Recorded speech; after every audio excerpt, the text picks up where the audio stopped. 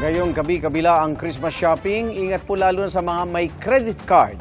Bistado ang modus ng paggamit umano ng mga tampered o cloned na credit card. Saksi si John Consulta. Sa operasyong ito sa Quezon City, 4 ang arestado, kabilang ang sinasabing gumagamit ng clone na credit cards sa mga mall. Nakuha mula sa suspect ang ilang peking ID at isang item na binili niya gamit ang clone credit card. Aminado ang suspect sa krimen. Pagkaabot po sa akin ng card, sila na po nagsasabi kung ano po bibilin ko sa mall.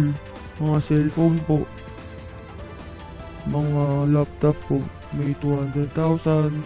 100,000. Pagka kabili ko po, binibigay ko na po sa kanila. Basta sabi lang po nila sa akin, 10% po yun na mapupunta sa akin. So ito nangyayari, makikita na lang yung may-ari ng car, magtataka, paano nabawasan yung card ko? Paano bumili ako ng ganito? Wala pa naman akong ginagamit. Patong-patong na reklamo ang kinakarap ng suspect na nakakulong sa NBI. Sa isang eksklusibong video, kita sa kuha ng CCTV ang isang babaeng bumibili ng mamahaling cellphone gamit ang credit card.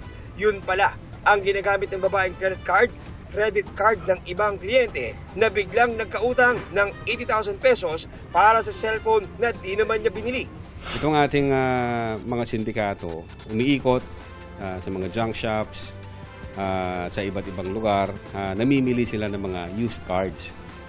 O kaya, yung mga card na tinapon, kinukuha nila, and then fina-flatten nila ito, ini-erase nila lahat ng information hanggang sa maging blank card siya. Imagine from the bank,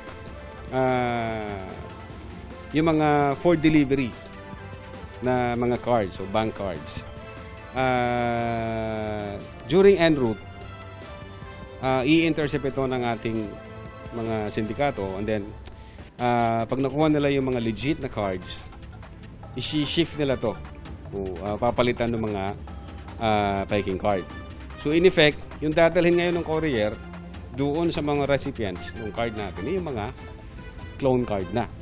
Sa sino man makapagbibigay ng impormasyon sa identity ng suspect, maaaring ipagbigay alam sa NBI Cybercrime Division. At paalala ng mga otoridad, bago itapon ang expired na cards, gupitin muna ang magnetic strip at chip nito upang hindi makompromiso ang inyong mga impormasyon.